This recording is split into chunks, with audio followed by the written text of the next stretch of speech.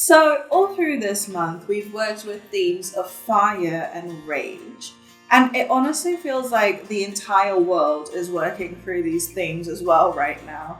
But how do you paint a flame or draw anger in a realistic way? This month on Patreon, we did a deep dive into both of these topics. And I figured today I could show you guys on YouTube a little sneak peek into what the Art and Chill series is all about. So today you're going to paint with me in real time, step by step. We'll first take a look at the anatomy of a candle flame, which is the first section from episode 79 of my Art and Chill series. It's a super in-depth section and we take a look at what colors to use, the blending modes, and also how to hand paint a flame from scratch. And this will really help you paint fire in a bunch of different contexts and scenarios. Then we'll grab a pencil or a pencil brush and look at the first section of episode 80, where we take a look at all the details that go into depicting anger in a face. These are general tips and can apply to any face ever, and of course the full tutorial goes into a lot of detail and nuance, which I'll explain when we get to it.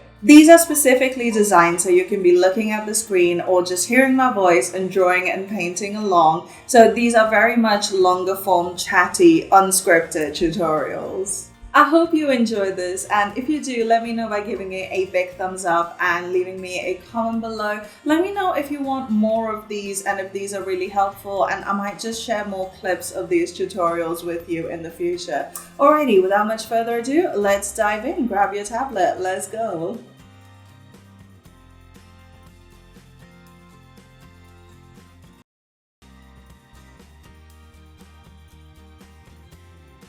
Hey guys, so surprise, surprise, Art and Chill is coming back. It's been a while since I've done one of these real-time videos, but I kind of miss the series. I miss painting along with you guys in real time, and it felt like it was time to come back to it now that I feel a little better with my mental health.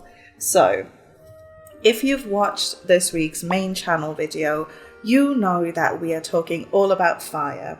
So today I figured we'll take some time to learn how to paint fire itself, just because it's one of those things that we rarely ever paint.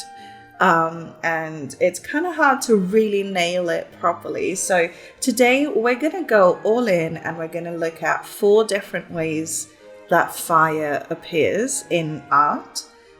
We'll start with the simplest, the candle flame. We'll go a little more complex with a bonfire, and obviously these are references that I've just found off of Unsplash.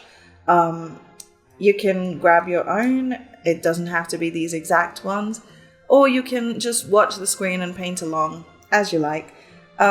So once we've got our bonfire down, we're going to go a little bigger and take a look at forest fires because there are some subtle differences between the two. And then finally, we'll take a look at more fantasy fire. So this is the kind of stuff that would go into like the super cool fantasy original character piece type deals. So yeah, I'm really excited. So without much further ado, let's just get started. I've got a 4K by 4K canvas. And I'm actually going to start by painting the whole thing, maybe like a deep bluey gray color, just so it doesn't like completely disappear into my background, which is black. And for this, I'm mostly just I'll just keep my brush presets around there. Okay, so I'm mostly going to use my chalk brush, my magic brush, and probably my pencil brush. All right, these should do it. Maybe the ink brush, but you probably have access to all of these already. And if you don't, you should have links to the brush kit. You should have access to the brush kit. So yeah, go ahead and grab those or grab your favorite brushes. And let's just get started with our very first type of fire, which is a candle. So to start, I'm just going to grab the pencil brush and I'm going to move my brush window off again. I'll do this in a resolution that allows you to see what brush I'm using. So that should be down here in the bottom left corner if you ever get lost. though I will call it out as I paint. So let's just zoom in. This is a 4K by 4K square canvas, and that way it allows us to do it in 4 quadrants, right? So starting with the flame, it's basically the quietest of all the types of fire, right? So essentially the main shape of it is just this. It is a flame shape, right? It's very quiet, it's very chilled out. Oh, well, not, okay, it's fire, but it's a little chilled out, okay? As compared to like a forest fire or whatever. And just to really give us a little more context, I'm just gonna drop the top of a candle. And so that way we kind of know what's going on. All right, so let's look a little closer at this flame. So these are really good images, by the way, really high res. So thankfully, when we zoom in, we kind of do get a lot more information. So if we look at the shape of the values, right, we have a lot of darkness right here at the wick, and then it gets warmer because here the colors look a little muddy, I'm not gonna lie, and then it becomes warmer and orangey, and then up here it becomes a little more sort of like a greeny yellow before going straight white. And then it's, oh, sorry. I keep forgetting I can't use critter controls on Pure Rev. And then from here, you get the reverse of it. So it goes that greeny yellow again, and then orange again, and then red, and then it diffuses out into like a brown around the edge. And the edges as well are kind of like a compressed version of this sort of transition, which means the hottest part of the flame, which is the whitest, I don't know if that's true in terms of physics, but I'm going to assume it is. The hottest part is neither at the very core of it nor at the very end, but it's right here in the middle. And if we look at something like this, where I think it's because the wick is a little longer here, we actually see a little bit of blues down here. So we're gonna try and put those together, okay? So we have a very simple sketch down, and I'm gonna grab my chalk brush, and we'll just copy these colors for now. So just like a orangey red. Oh, actually, let's do a little more contrast. We'll go a little paler. So I'm going to start with the deepest color I can see here, which is about this shade. And I've made a layer on top of our sketch. And actually, I might go in with the ink just because it makes this whole process so much faster. And the reason I'm doing this with the ink brush is because it gives us full opacity, which means I can then lock transparency for this layer. And now we can go in with a chalk brush. And as you can see, there's a gradation from like the shadowy tones up to the paler highlight areas just up here by the wick. However, this is also more saturated and this is a little desaturated.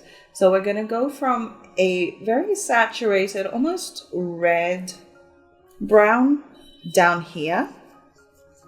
And then we can sort of blend that into this orangey bit up here.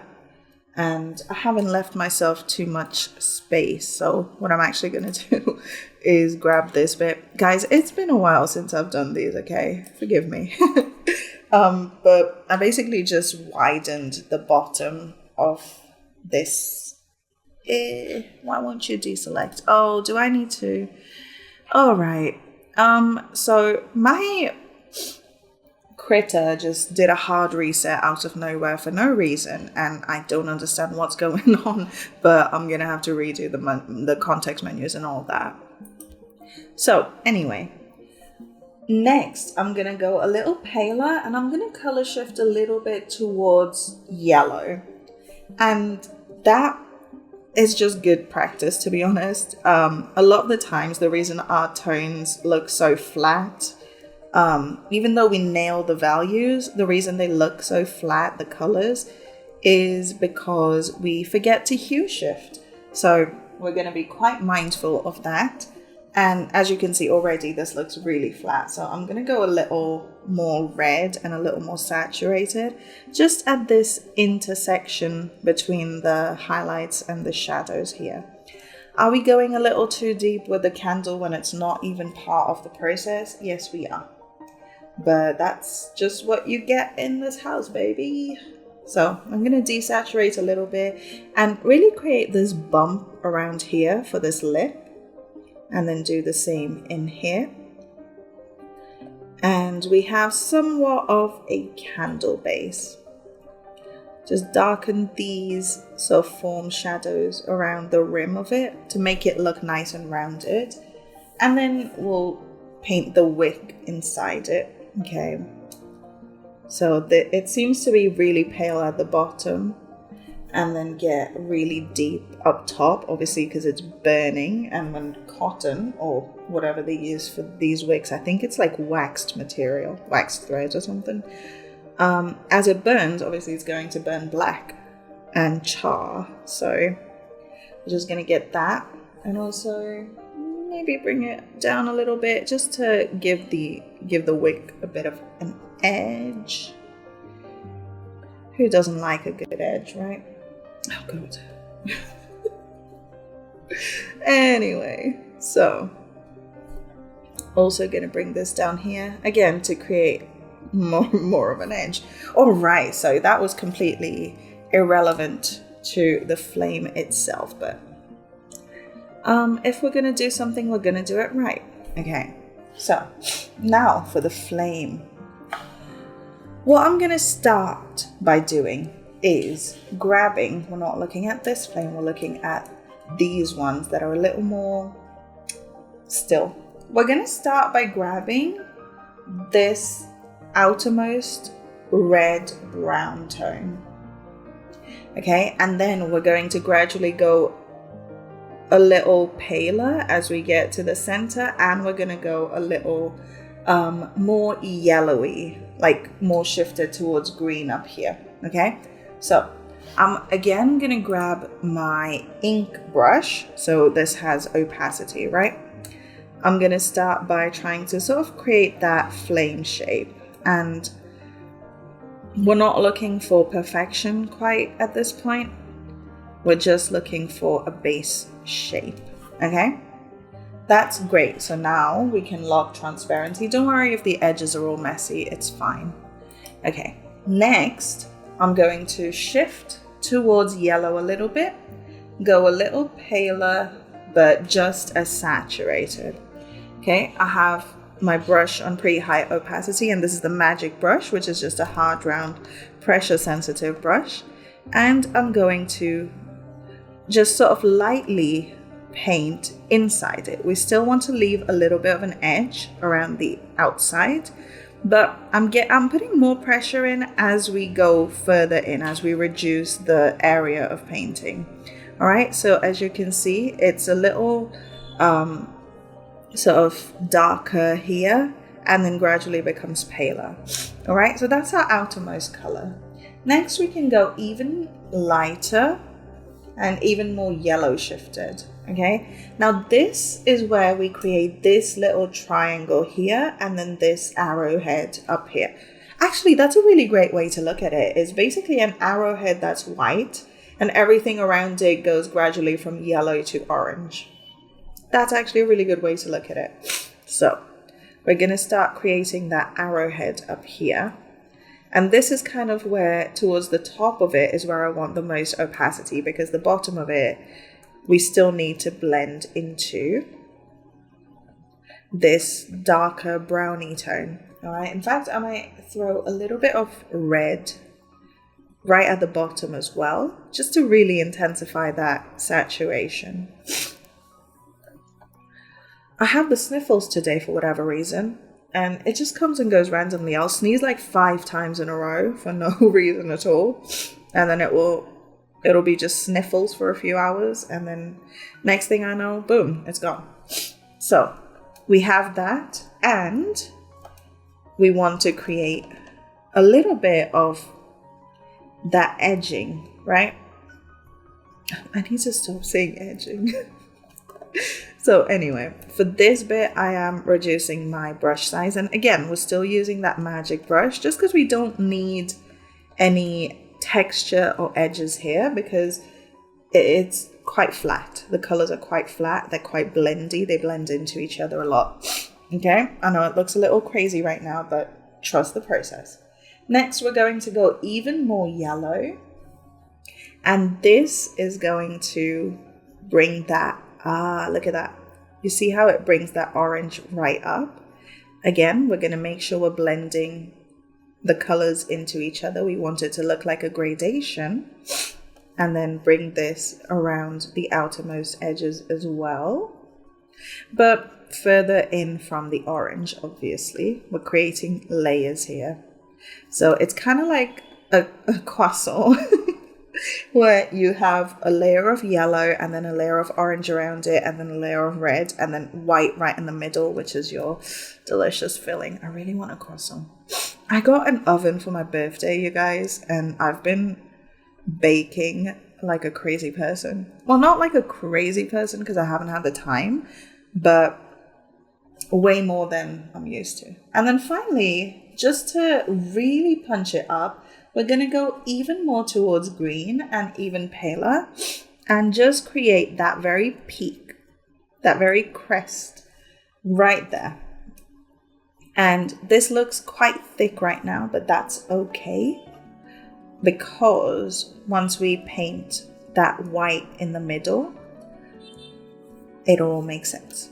So I am just going to blend this down a little bit, bring all the colors further down a little because I feel like we went a little too high, but that's fine because this is a smooth shape. So we're not too worried about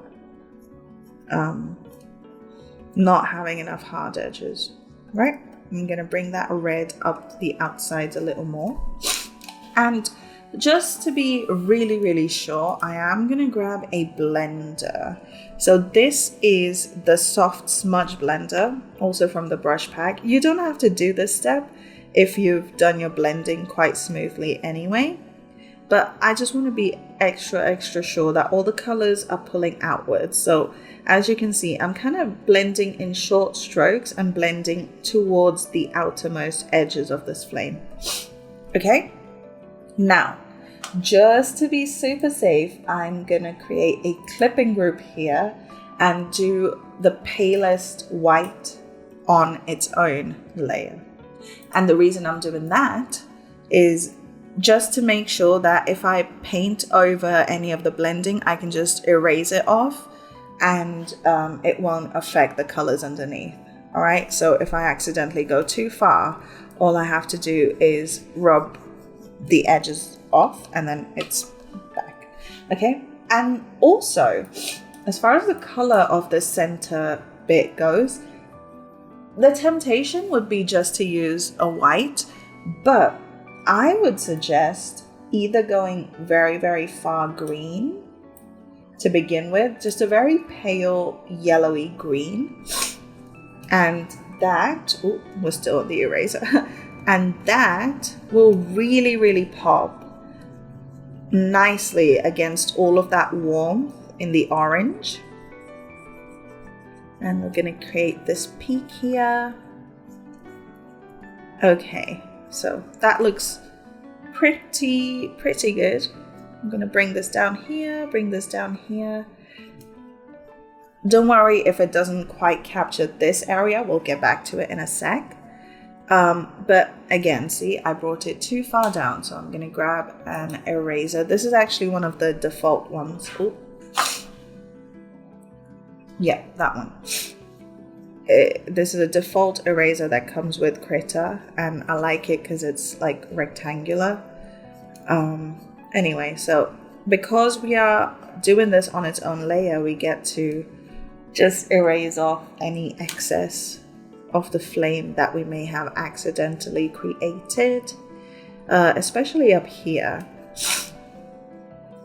All right, so that's one way to add a lot of brightness, but if you really want it to pop, what you can do is actually go to the complement of yellow, which is a nice sort of bluey lavender and go really, really pale here.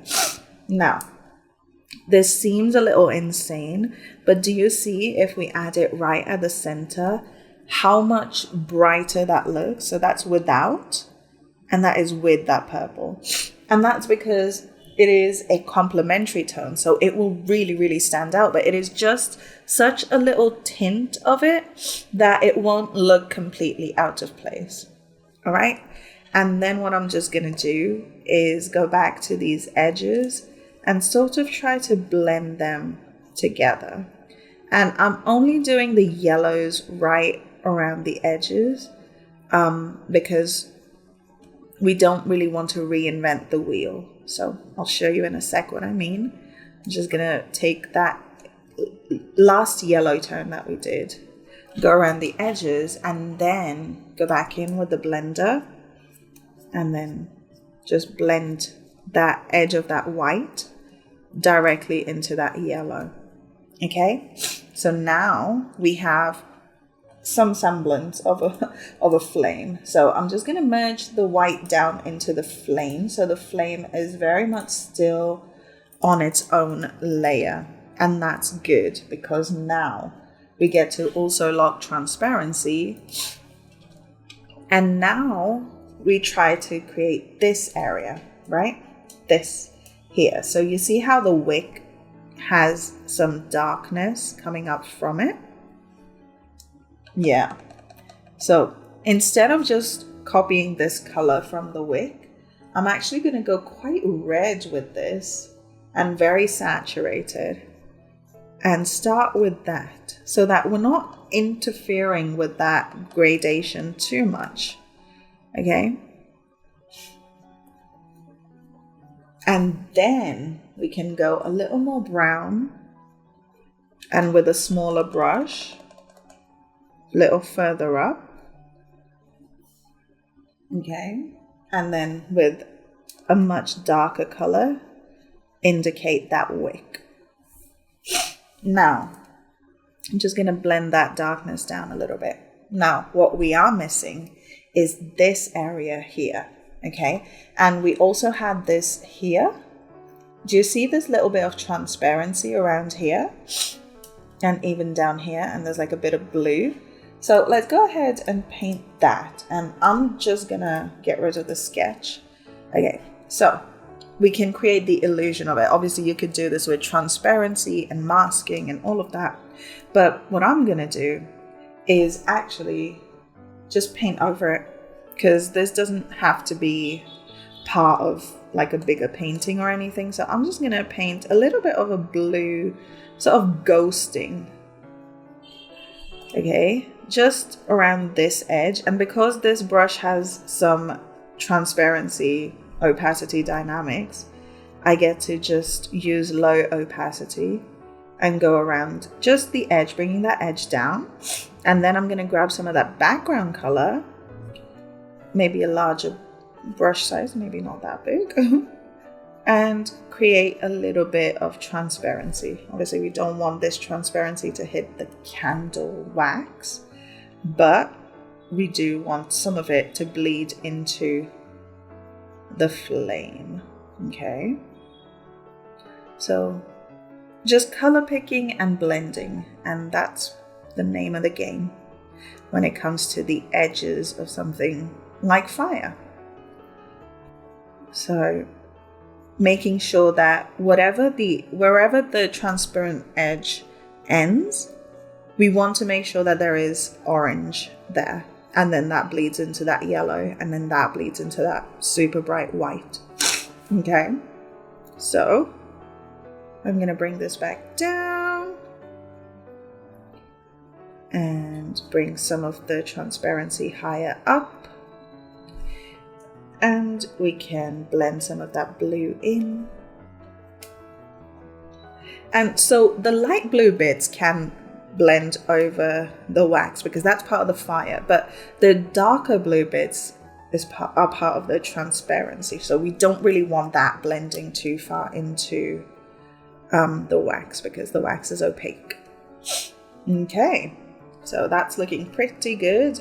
I'm just gonna grab this white and a tiny brush radius and create some like bumpies on the wick. We can also color grab some colors from the candle wax, and that just gives us this impression of the texture of the wick reflecting some of that firelight. Beautiful. Okay, now this is where the magic happens. So I'm just going to blend these 3 layers in to each other so that our candle is on one layer. This is where the magic happens. We're going to grab an airbrush. Okay, this is just the default airbrush. I'm going to be vulnerable with you for a moment here. I much prefer the default airbrush that comes with Critter over the one I created. Don't tell anyone I said that. No, but I do. It's just nicer. But anyway, we're going to do 2 layers of airbrush. So I'm going to create a layer underneath the candle and one above the candle. So with the layer underneath, I'm going to set my airbrush to normal.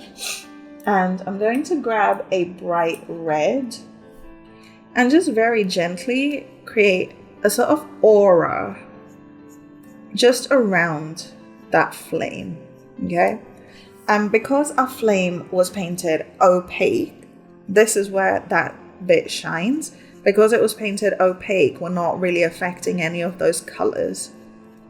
And this airbrush is set to normal, this layer is set to normal as well.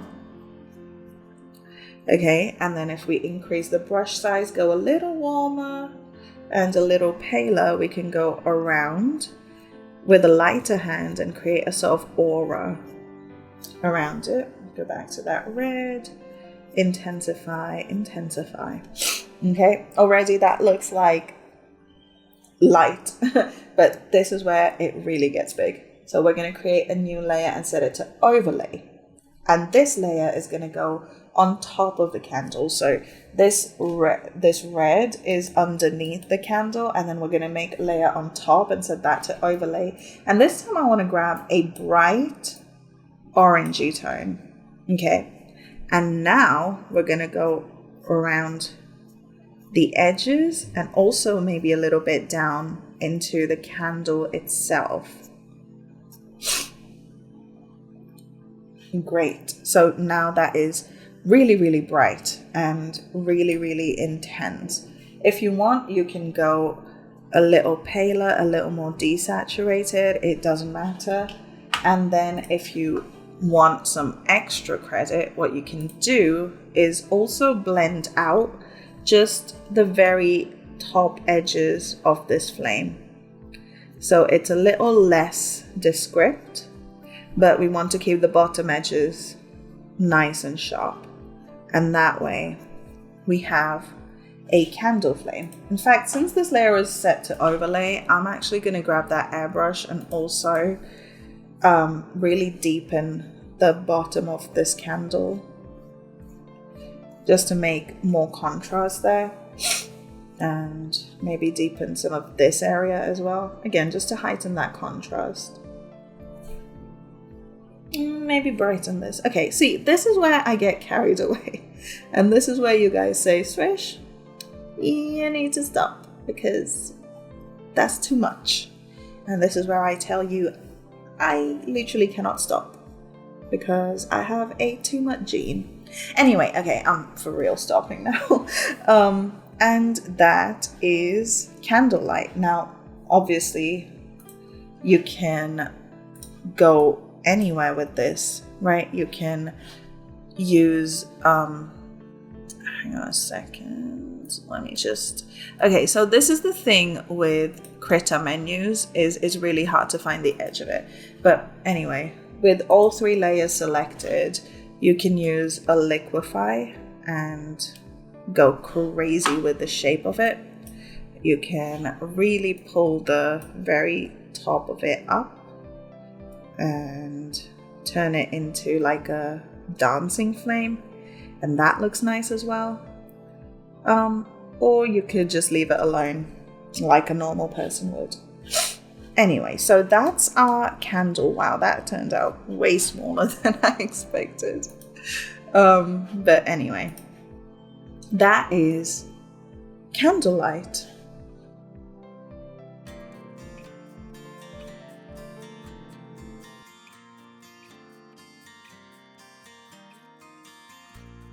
Hey guys, welcome back to Art and Chill. So, today we're doing something very specific and very thematic because today we are looking at anger. Let me just really quickly save this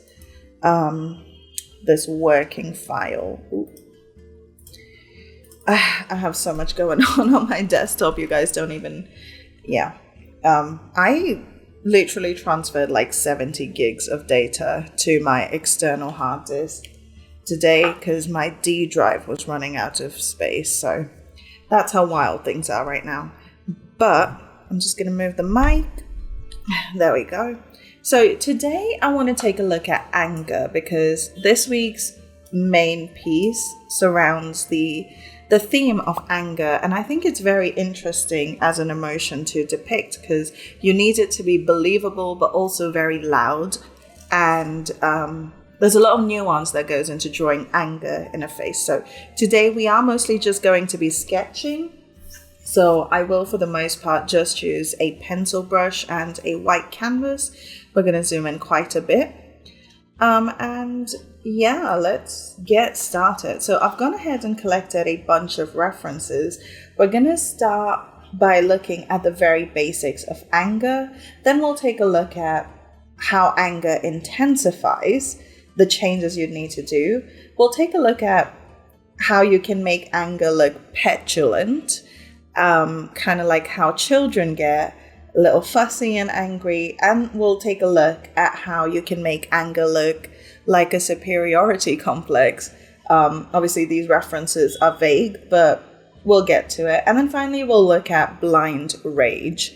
So without much further ado, let's just get started. So when it comes to an emotion, the more you can simplify it, the better it is. So here, as you can see, there's a reason I've picked an emoji to set us off, because the main reason why a lot of the times your emotion doesn't sell as emotion is primarily because it's too complex.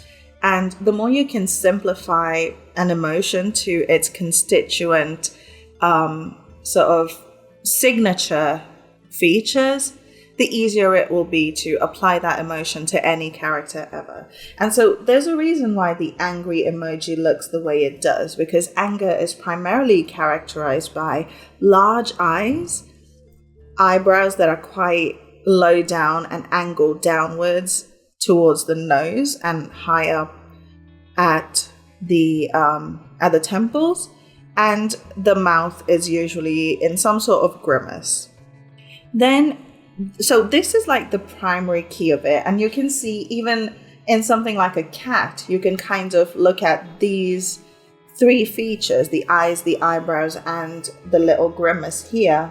And you can tell that that cat is not annoyed, and that's not even a human face, right? And when you apply that to a human face, it's a lot more subtle. So emojis are made to sort of grab the essence of an emotion, but on a realistic face you have other details. So you have eyes, right? You have a nose. The mouth doesn't necessarily do that, not quite so dramatically. So let's take a look at this face here. Let's do a very quick sketch of it. I'm just going to make a new layer underneath our main layer so we can get rid of it later. So if we look at this face, I always like to start, as always, with a circle that goes from about the crown to around under the nose. A circle, an oval, it's all good. And then from here, we'll kind of try and match that jaw. Okay, this guy has a very sharp jaw. He must chew a lot of gum.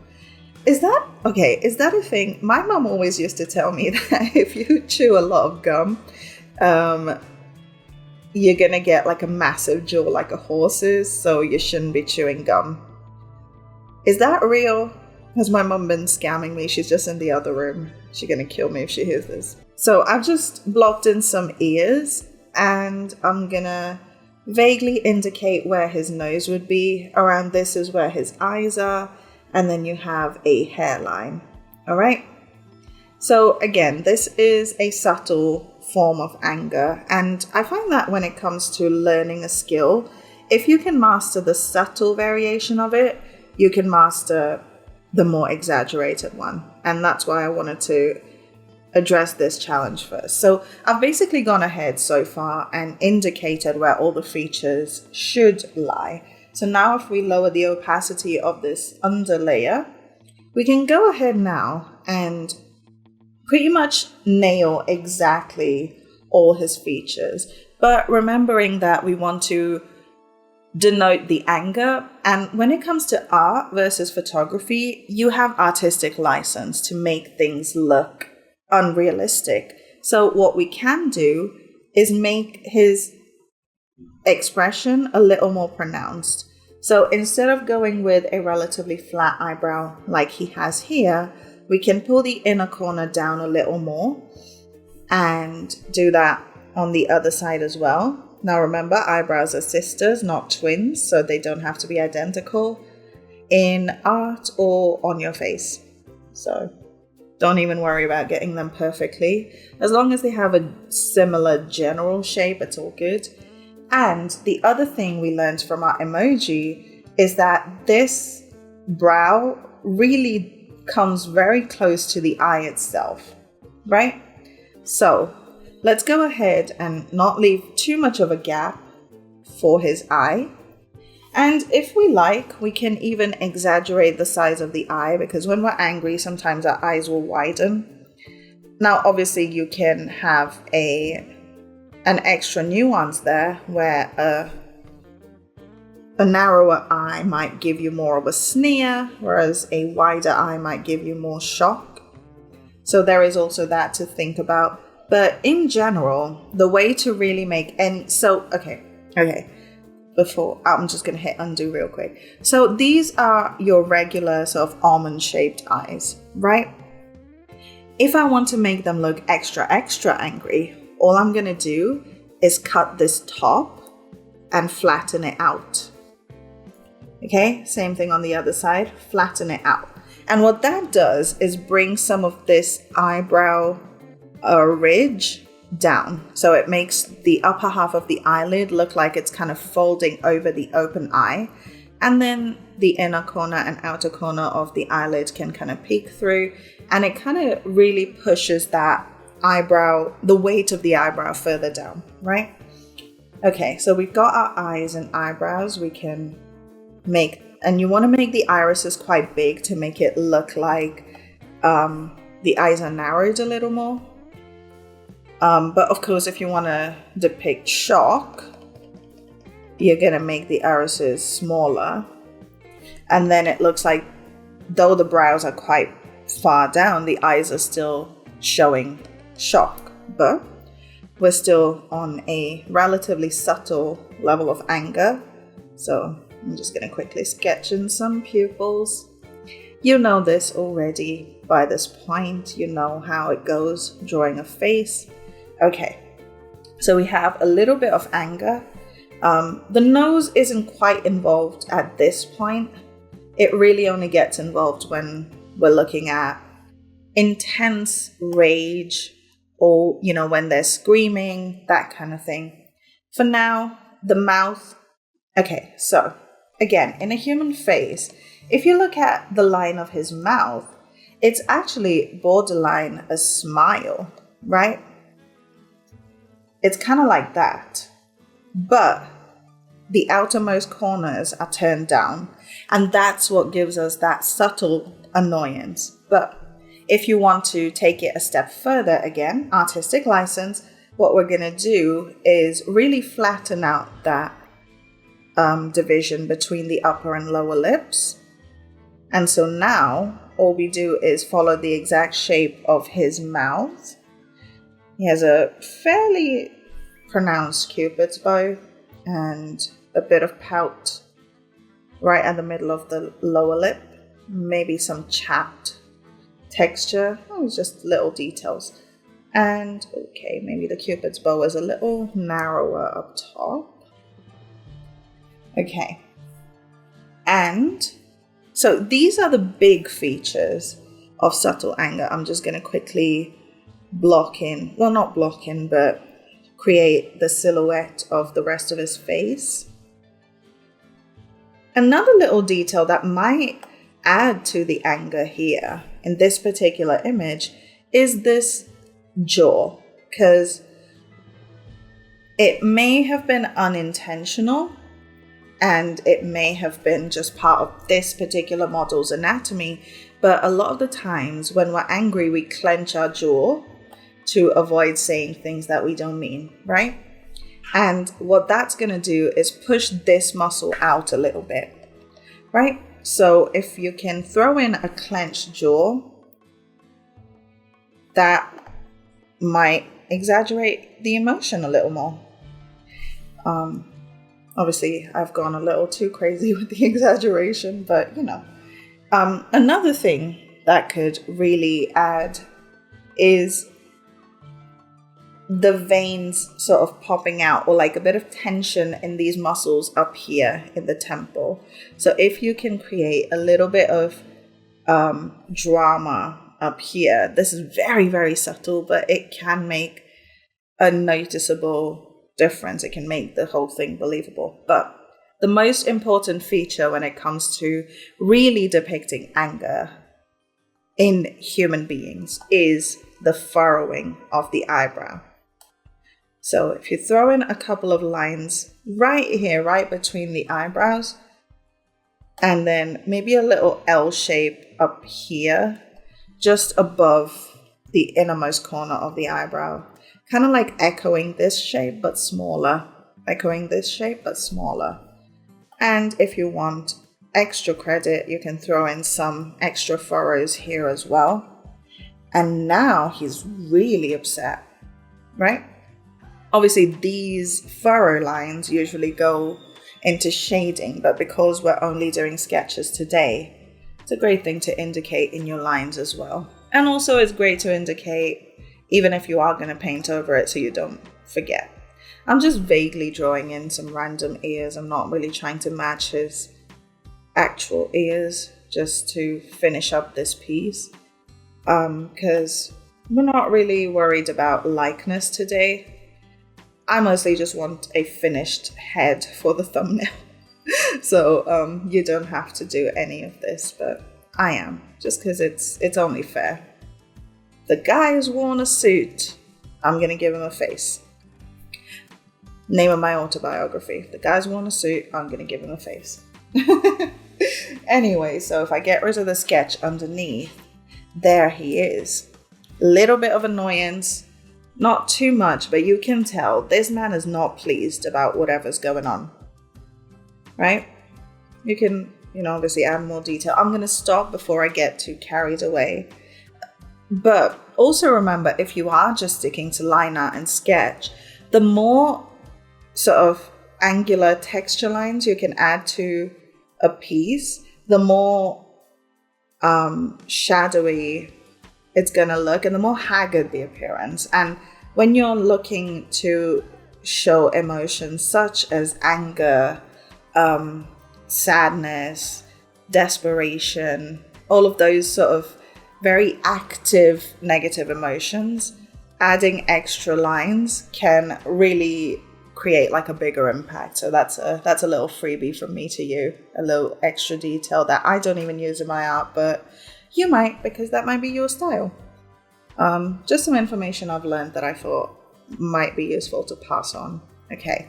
Of course, you can grab the complete tutorials as well as all of the other Art and Chill tutorials that have been, currently are going now. and will come out in the future. I have links in the cards for the specific tutorials, and you can just become a patron and grab access to all of it. But if not, I really hope you've enjoyed painting along with me today. I really hope it was helpful, and let me know in the comments below if this was helpful, and I might just share more clips in the future. I'll be more than happy to. And if you enjoyed this video and learned something today, let me know by giving it a big thumbs up. Also, if you guys paint along, please show me how it looks in the end. You can share it on my Discord server, or if you're posting it on social media, you can tag me. My Discord server link is in the description, and my Instagram is @SrishCreates, so I'd love to see what you come up with. Also, make sure you're subscribed to this channel and have your notifications on, because next week we're doing a very interesting, very different style study, and you really want to know when it drops, so make sure you have all the notifications on lock.